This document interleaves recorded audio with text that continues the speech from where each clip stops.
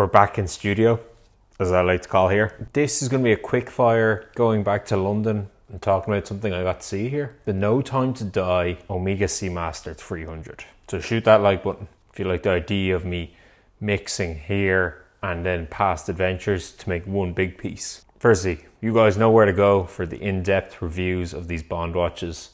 I just wanted to share what I thought of the watch. More of a like layman's approach to Bond watches. So I walked into the jewelers in Knightsbridge. Just by happenstance, the lady was actually polishing the exact Bond watch. So I asked her, could I try it on? She very nicely let me do it. And what I noticed was this watch is light, really light. But back to that later. The strap is really cool. It's very unique, especially for a diver Omega watch.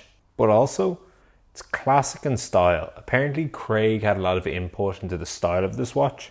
It's muted colors, no date window, and I got this feeling of Bond being old-fashioned in this movie. That's what Craig wanted, kind of that old feel. And then the movement is lovely. Omega watches, when you hold them, there's just this quality. You just feel like you're holding something special. The back of it is cool too, little 007. No sort of markings to give that away on the outside of it. I believe that symbol is actually for the Navy. But the weight is the most important thing about this watch. Instead of being a stainless steel watch, this is titanium. It's really light. It's expensive to work with. That's why the price is higher than your average Omega 300. But you just notice it so much. I believe the weight of a regular Omega Seamaster 300 is 168 grams. This 007 edition is 96. And it just feels like it could be half the weight. Like it's so light on the wrist, you don't notice it. And this is a real unique quality.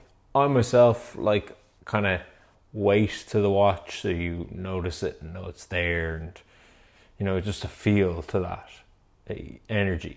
But what I will say, if you had like a collection, if you were fortunate enough to have a collection of Bond watches, a contrast and having a very light watch would be cool. And I feel like it's also an asset when you're diving, which is something these watches are supposed to be used for.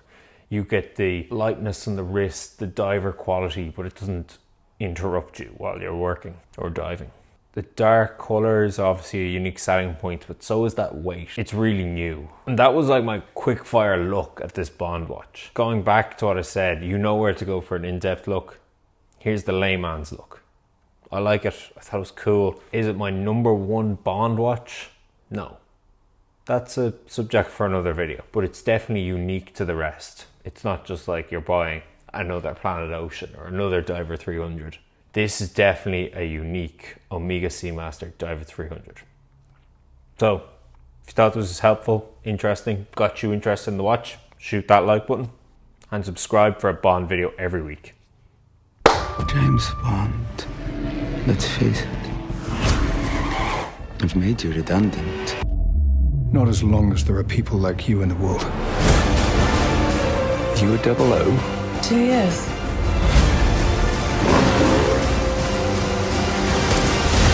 I thought you two would get along.